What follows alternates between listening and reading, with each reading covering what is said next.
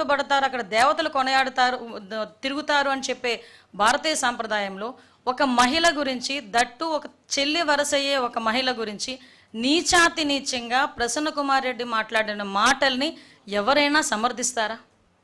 సమర్థించే పరిస్థితులు ఏదైనా ఉన్నాయా? అంటే ఈరోజు ప్రసన్న కుమార్ రెడ్డి ఇంటికి జగన్మోహన్ రెడ్డి వెళ్ళి పరామర్శించాడు అంటే ప్రసన్న కుమార్ రెడ్డి మాటల్ని జగన్మోహన్ రెడ్డి సమర్థిస్తున్నాడా? ఇదేనా మహిళల పట్ల జగన్మోహన్ రెడ్డికి ఉన్న చిత్తశుద్ధి? మహిళల పట్ల ఉన్న గౌరవం ఇదేనా? మాట్లాడితే నా అక్క చెల్లెమ్ములు అని చెప్పి ఊదరగొట్టాడు కదా. మరి ఈరోజు సొంత పార్టీలోని ఉన్న ఒక మాజీ ఎమ్మెల్యే, అన్ని సంవత్సరాలు రాజకీయం ఉన్న వ్యక్తి ఈరోజు బయటకు వచ్చి చెల్లెలు వరుస అయిన అమ్మాయి గురించి నిజాతి నిజంగా మాట్లాడితే కనీసం కన్సర్న్ కూడా, అంటే ఆ మహిళ పట్ల కన్సర్న్ కూడా లేకుండా ఆ ప్రసన్న కుమార్ రెడ్డి ఇంటికి వెళ్ళి ఇలా దాడి చేశారు, ప్రసన్న కుమార్ రెడ్డిని చంపేసేవారు. అరే ఇక్కడ నేను ఒక విషయం మాట్లాడాలండి. ఆ రోజు మా పట్టాభి గారు ఒక మాట మాట్లాడితే ఏదో మీకు కోపం వచ్చింది, మీ కార్యకర్తలకి బీపీలు వచ్చినాయి అని చెప్పి సాక్షాత్తు మా తాలూకా పార్టీ ఆఫీసుల మీద దాడి చేసే పరిస్థితి మీరు అందరికీ తెలుసు. ఆ రోజు కేసులు పెడితే కనీసం కేసులు తీసుకోవడానికి కూడా ఒక పోలీస్ కూడా ముందుకు రాలే. ఈరోజు మా పరిస్థితి అది కాదు. ఈరోజు ప్రసన్న కుమార్ రెడ్డి గారి ఇంటి మీదకి దాడి చేసిన వాళ్ళందరి మీద కూడా కేసులు పెట్టాం. వాళ్ళు ఎవరెవరి మీద అయితే కేసులు పెట్టారో వాళ్ళందరి మీద కూడా మేము కేసులు పెట్టాం. ఈరోజు వాళ్ళందరికీ నోటీసులు ఇష్యూ చేసాం. వాళ్ళందరూ కూడా ఎంక్వైరీకి వస్తున్నారు.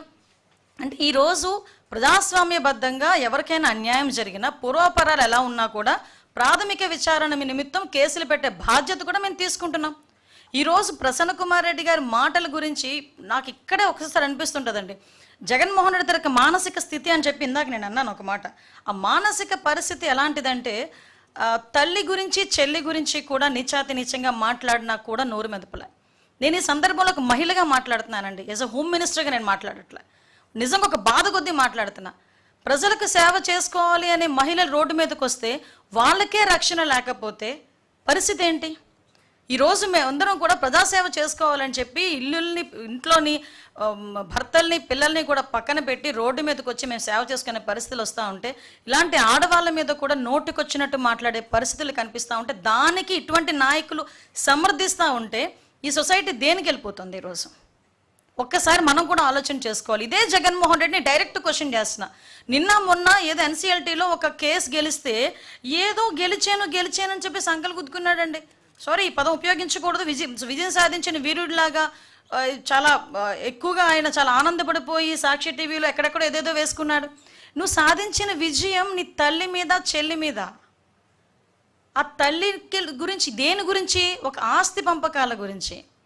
ఇంకొక విషయం కూడా చెప్పాలి. ఇదే తల్లి గురించి, చెల్లి గురించి కూడా నోటికొచ్చినట్టు సోషల్ మీడియాలో, వైఎస్ఆర్సీపీ సోషల్ మీడియా హ్యాండిల్స్లోనే నోటికొచ్చినట్టు చాలా వల్గర్గా మాట్లాడి, వల్గర్గా ఫొటోస్ మార్ఫింగ్ చేసిన రోజు కూడా జగన్మోహన్ రెడ్డి మాట్లాడలే.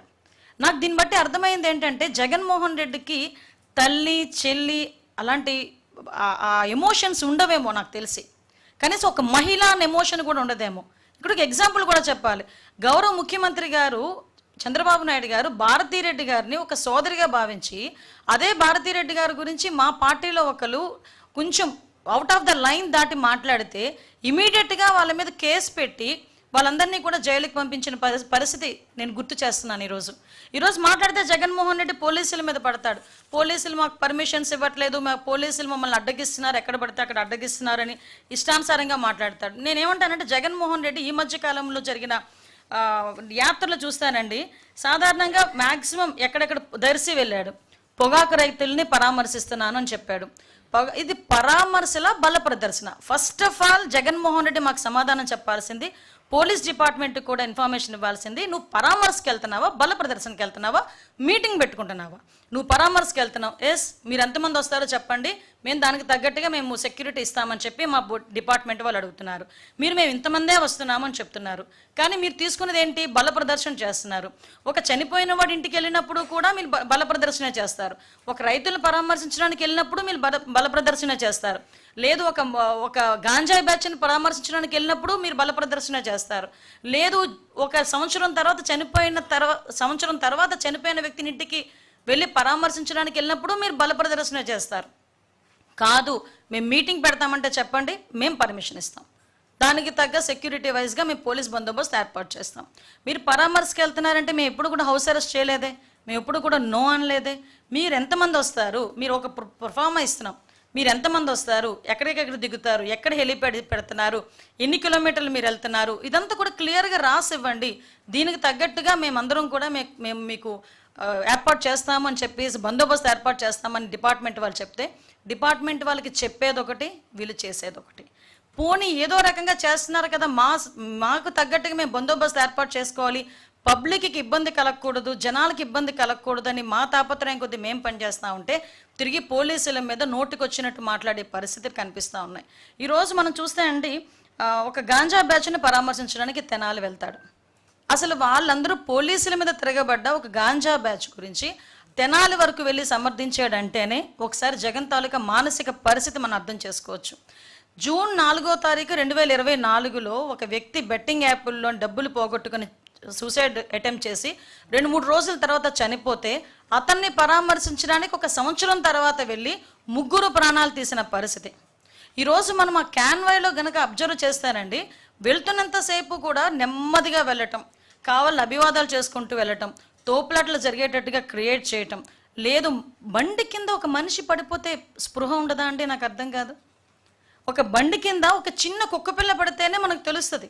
అటువంటిది మనిషి తలకాయ బండి కింద ఉండి కనీసం పక్కకి తిరిగి లాగేసారే తప్పించి, ఆ రోజు ఆ వ్యక్తిని కనుక ఇన్ టైంలో హాస్పిటల్కి తీసుకెళ్ళి ఉంటే డెఫినెట్గా అతను బతికేవాడు కదా. కనీసం ఆ సామాజిక స్పృహ లేదు, కనీసం ఆ హ్యుమానిటీ లేదు. అంటే ఒక రకమైన మానసిక పరిస్థితి, అదే అంట ఒక సైకో పరిస్థితి ఎలా ఉంటుందో ఆ రకంగా వెళ్ళిన పరిస్థితి మనం చూసాం.